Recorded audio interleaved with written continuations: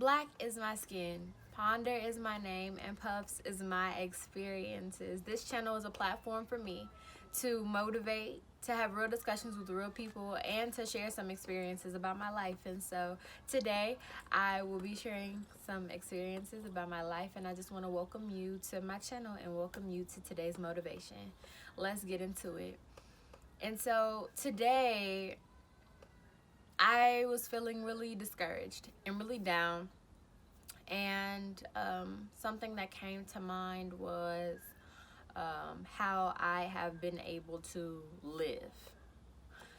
Last motivation, we were talking about hope, finding hope in COVID, and something that dawned on me today and this weekend is that we don't really talk about finding hope in our lives.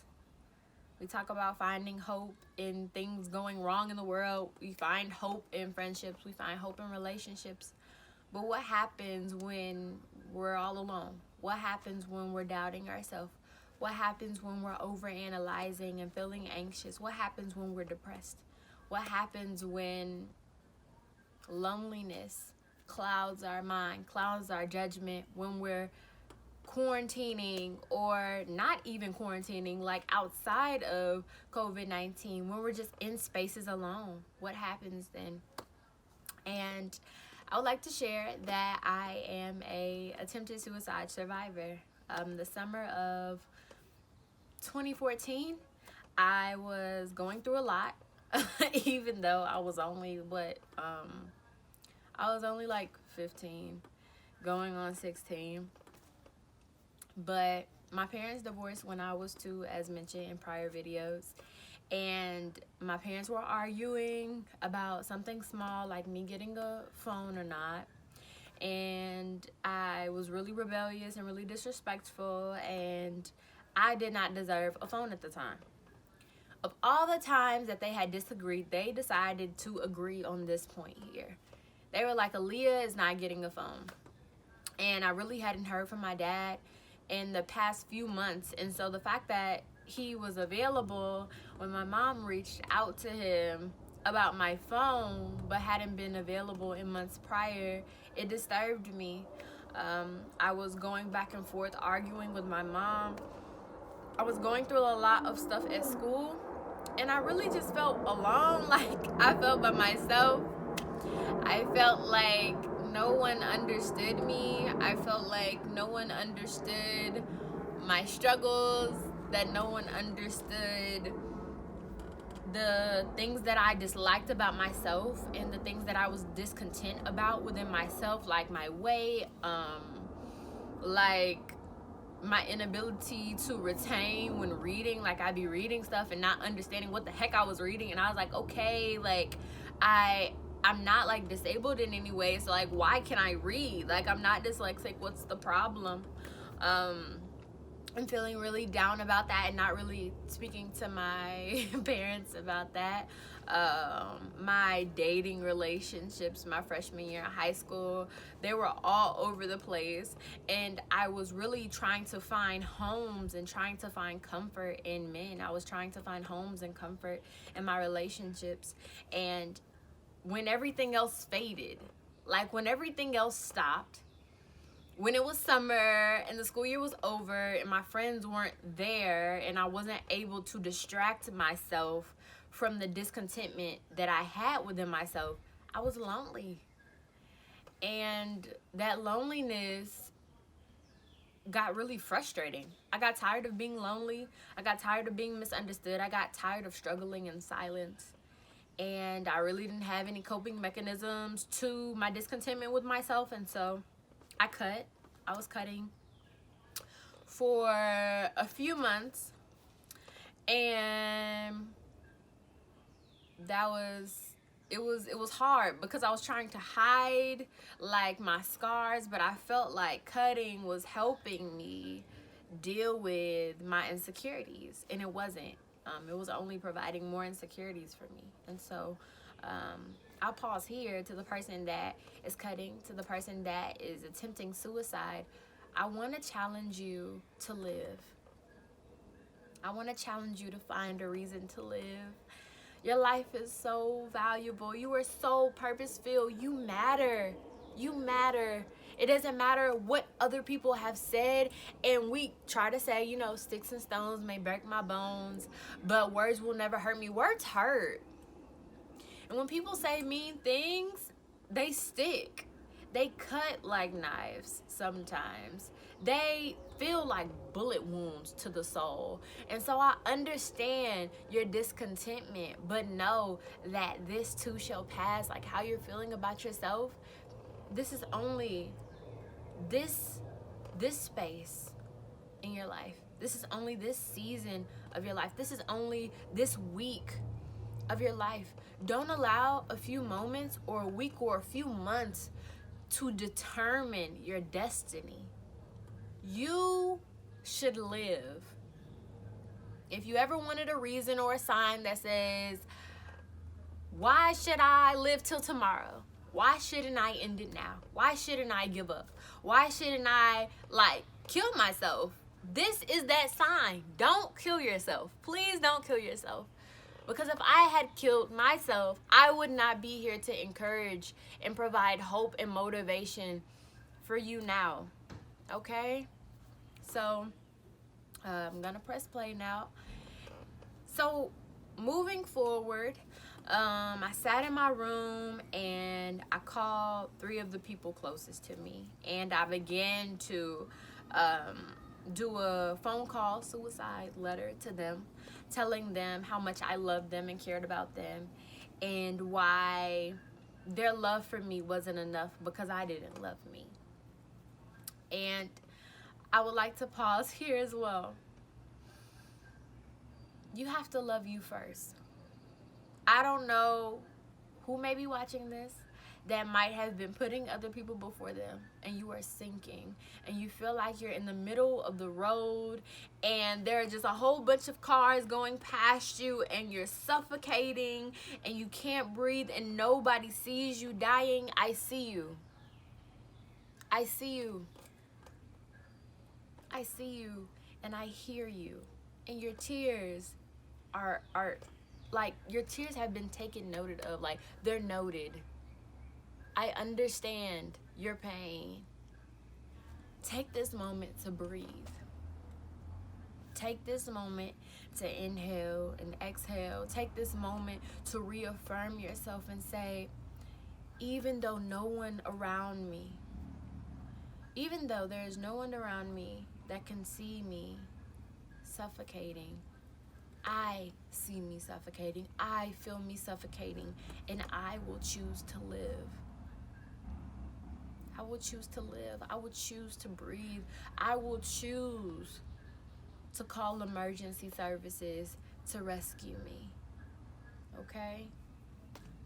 So, I'm gonna press play. I continue to talk to them and telling them all of these things. They're like, Aaliyah, don't do it. Aaliyah, don't do it. I had already started taking pills. I was taking pain pills and I was just popping them.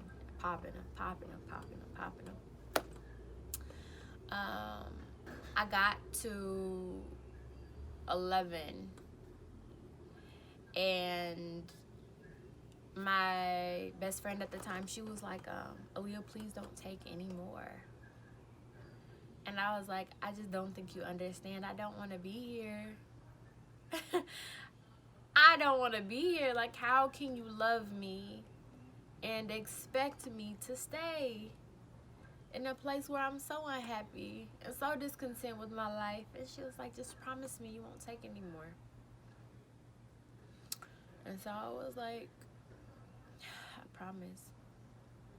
And I just cried. And because I made that promise, I was hoping that those 11 pills were gonna kick in and kick me out of here. I was hoping that I was gonna close my eyes and wake up in some type of affinity where I no longer was a citizen of this earth. And I just, laid on the bed, and my mom came in my room and was like, Aaliyah, what's wrong with you? What's going on? And I was just laying there out of it.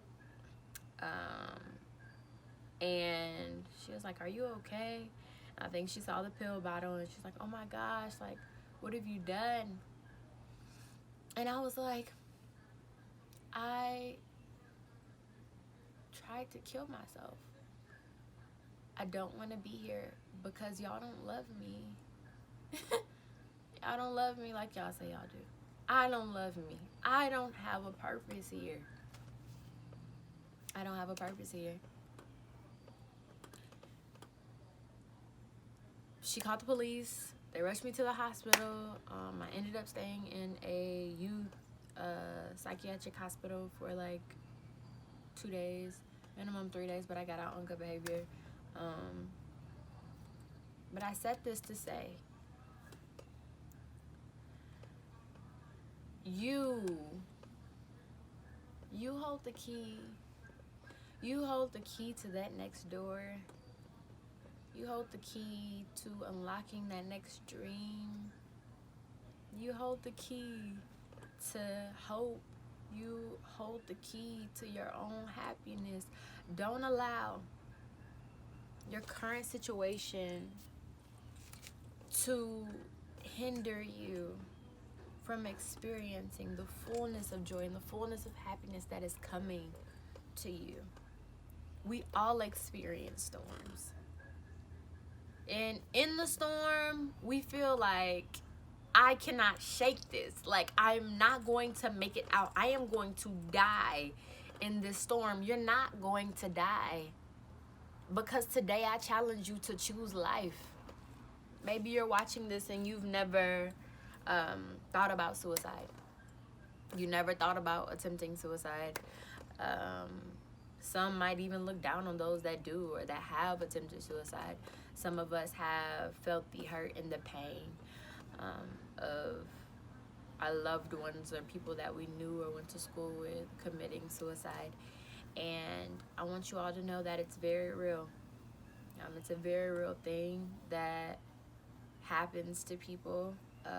Oftentimes, people feel so alone that they really don't know how to come out about their loneliness, that they really don't know how to come out about their depression or their anxiety or their schizophrenia or their mental disorder that is causing them and driving them to this really, really dark place that seems inescapable. But know this, that you matter too. And so, because you have power in their life, if you're in someone's life, you have power, period, okay? You have power to encourage, you have power to impact, you have power to uplift, you have power to be present. I want to encourage those that haven't experienced this, but have experienced the impacts of this, or that haven't experienced this and haven't experienced the impacts of this, to be present. Be present with your friends, be present with your family members, be present with your associates, be present with your coworkers and classmates. Be even kind enough to reach out to your enemies and the people that you really don't care for, because suffering in silence is a real thing. And I am going to drop the suicide hotline below, where people can call if you're struggling with suicidal thoughts and you don't really have funding to go to a therapist. I currently go to therapy, and that was, again, in 2014, but therapy is really helpful. And my therapist is amazing, and she talks to me off of every cliff that I climb up. So be present. Know that your words and your life and your light that you have inside of your heart shines, and it matters, and it has impact. You have impact to inspire, you have impact to encourage, and you have impact to be present, and that you're gonna live and not die. You're gonna make it out. You're gonna make it through. I don't know who you've lost. I don't know what you've lost. I don't know what the weight of that loss feels like in your life. Only you do. But know that this too shall pass, and it will get better. So stay the course. Keep fighting. Keep living. Your life has meaning. Your life has value. You are valuable, okay? You are valuable. Please don't give up. Please don't give up. Please don't give up, okay? And so that's today's motivation and life experience. I hope that you were able to benefit from it, and I look forward to speaking with you all and continuing to dialogue with y'all and communicate with y'all throughout the weeks to come. All right? Stay encouraged.